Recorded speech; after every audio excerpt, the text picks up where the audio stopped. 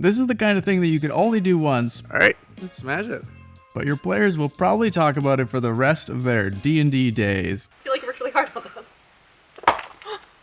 Oh, okay. Having to smash a clay pot to get the secret message inside is something that only happens in movies, right? Wrong, because you're gonna do it in your next D&D session. Well, you don't have to do it in your next one, but you could. I'm gonna show you how to make that and 9 other props, each for under $10, that you should absolutely try making. Like NPC portraits using this free collection of art, wax sealed scrolls, secret maps, a literal puzzle, and a bunch of other stuff. I'm also gonna show you the absolute easiest way to level up your D&D night using the sponsor of today's video, Describe. Thank you so much for sponsoring this video. Welcome to the table. I'm Kelly, and we're gonna smash. Clay figurines. We're gonna smash clay figurines. Before we can look at where to get some cheap or free art for these NPC portraits, let's make a smashable puzzle. This thing only took me about 20 minutes of actual work. It was super easy. Unless you happen to have a kiln, you're gonna be using air-dried clay. I got this tub from Michael's for $7. I actually already made something with it, so you'll have enough left over for other projects. You'll also need a paintbrush and a couple different colors of paint. These bottles of paint and this pack of brushes were $1 each at the dollar store. You'll also need a scrap of paper. You can either use regular paper and dunk it in some tea or coffee, or you can use pre-aged paper if you have that already. Write out your secret message, the answer to your riddle, or a big plot reveal, then roll it up and put it aside for a minute. Now start forming your clay. I'm gonna make a sort of domed clay pot shape. I'm definitely not an artist, but for a smashable prop, I think it's good enough. Before you seal it up, toss your scroll inside. Now let it dry for a few days and then paint it. Once that dried, I painted red symbols all over it. The symbols are a bit of a red herring. I'm gonna hint that the object will reveal secrets and they'll see similar symbols around. The idea is to make your players think they need to use what's on the outside to solve the puzzle, when in fact, they need to use what's on the inside. When the time is right, if they haven't figured it out themselves yet, you can have them roll a check to realize that there might be something inside. Watching the joy on their faces as they realize they get to smash this thing should be a pretty memorable moment. Smash it. On the ground? Yep. Really? Yep. Oh, okay. I feel really bad that you worked really hard on that when I just smashed it. That's what it was for. Do I have to clean it up? No. Okay, great.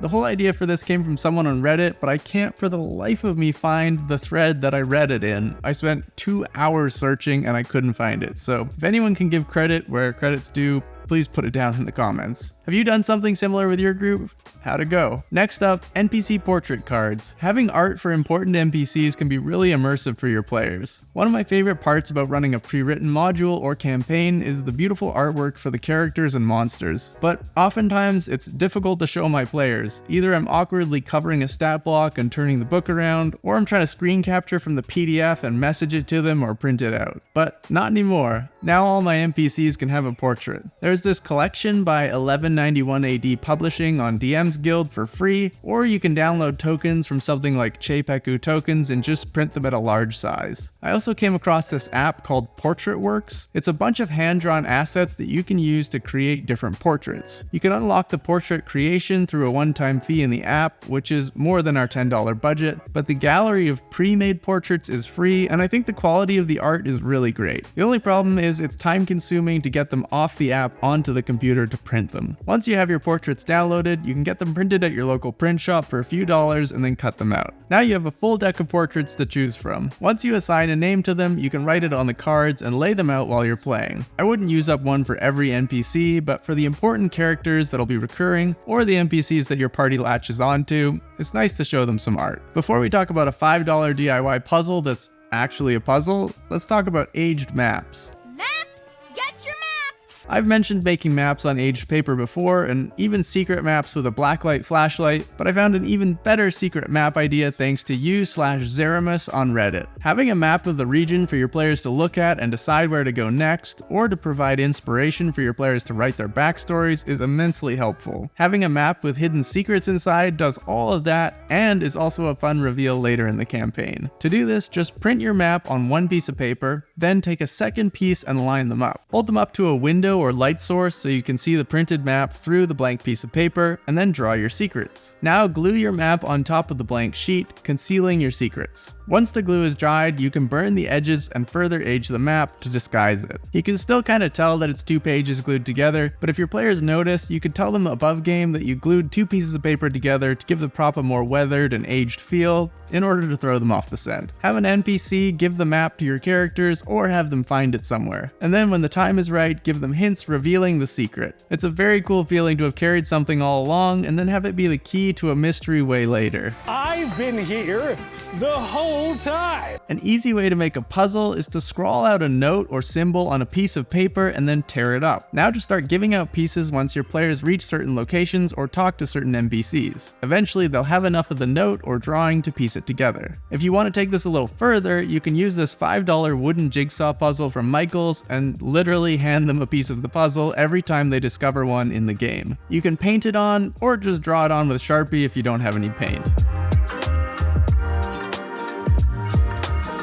After making this, I realized this would actually be a really difficult puzzle to solve, so as an extra clue, you could number the backs of the puzzle pieces. Before we look at a fun way to use a wax-sealed scroll and some easy potions, I want to talk about the absolute easiest way to level up your D&D night, and that's with music. Not just any music, but well-timed music that perfectly punctuates your scenes. Using the sponsor of today's video, Describe, and their music and sound effects platform, Opus, you can have the perfect song queued up and waiting for the right moment. I think music is one of the most powerful tools that DMs have in their tool belts for communicating tone and mood. There are lots of great music options out there, but I want to show you a few features in Opus that make things easier. Describe partnered with Michael Gelfi Studios to create Opus, which is a tool to organize and play songs and sounds from the Michael Gelfi Studios catalog. The first feature is the sheer number of available tracks. With Opus, you get access to over 6,500 music, ambience, and sound effects tracks, all tagged and searchable. You can make playlists or use their pre-made ones for different activities in a normal session like travel, downtime, combat, etc. But what's really cool is that you can prep these blocks with specific songs, ambience tracks, or sound effects, and then add any descriptions or notes for yourself right above. If you know there will be a dramatic moment in the next session, you can have everything ready to go with notes for yourself and the perfect song queued up. No more frantically digging through Spotify playlists. You can use Opus if you're playing in person by connecting to a Bluetooth speaker, or if you're playing online by streaming directly to your players through a shareable link. Check it out at the link below and use the code PowerWordSpill at checkout to get an extended 30-day free trial. Wax-sealed scrolls are really easy to make and they're a fun prop to hand out at the table, but using them like you/Mr. Timon from Reddit did is bound to make an unforgettable experience. To make a wax-sealed scroll, just write your note on some aged paper, roll it up, and drizzle some sealing wax on it. I got these from Michael's for $8. If you want to get fancy with it, they also have metal stamps that you can press into the wax. Scrolls can be fun to hand out to your players to open, but they can be even more fun if you hand one out to your players and tell them they can't open it. You/Mr. Timon on Reddit sent their PCs on a quest to deliver a message to the king, and they were under strict orders not to open the scroll. Mr. Timon even had the players bring the scroll home with them between sessions to really taunt them. But the players stuck to their word and delivered the scroll unopened. After the quest, when Mr. Timon still wouldn't tell their players what the note said, they broke back into the castle to steal the note because they just had to know what it said. That's a great use of a prop.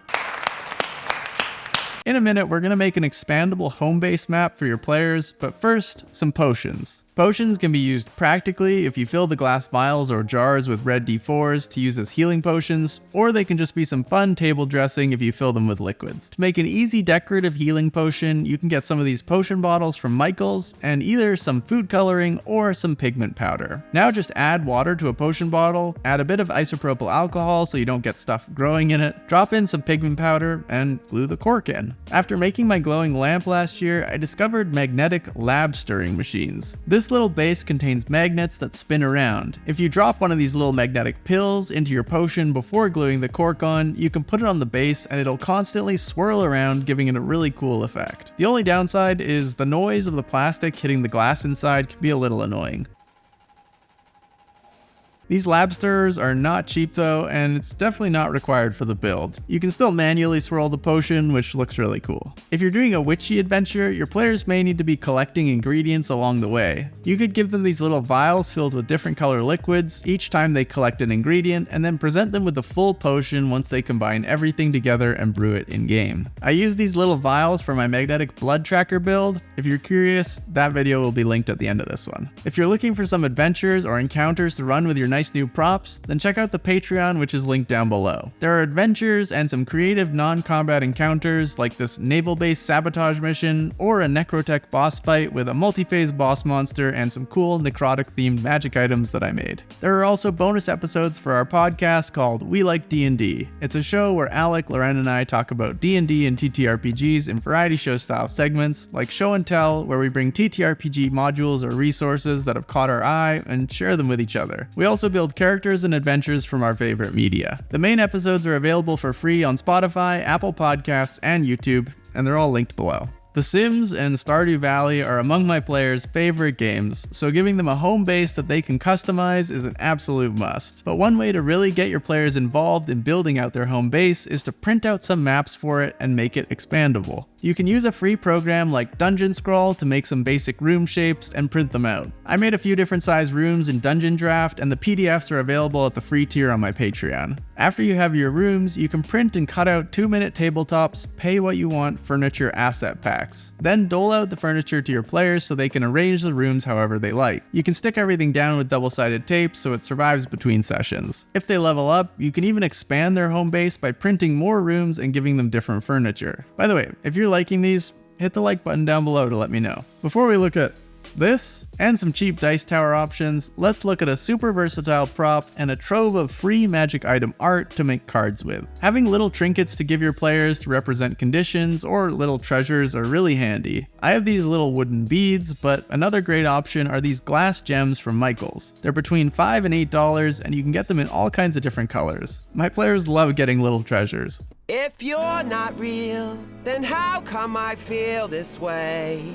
Little babies. Magic item cards with art are really fun to hand out to your players. If you make custom magic items, or if you hand out pre-made ones, you can print out some art and then write the features of the item on the back of the card. /the on Reddit made their collection of magic item art completely free. There are over 300 magic items in the Google Drive, and I love the art style. You can get these printed for a few dollars at your local print shop, cut them out, write on the back, and then put them in a card sleeve to protect it. If you'd like to make a cheap dice tower, you can cut up some foam core from the dollar store and glue the pieces together. It makes an easy and lightweight dice tower. Or for just a few dollars more, you can make something like this. If you'd like to learn how to make the skull dice tower or the magnetic blood tracker that I was talking about before, you can check out this video here. I appreciate you.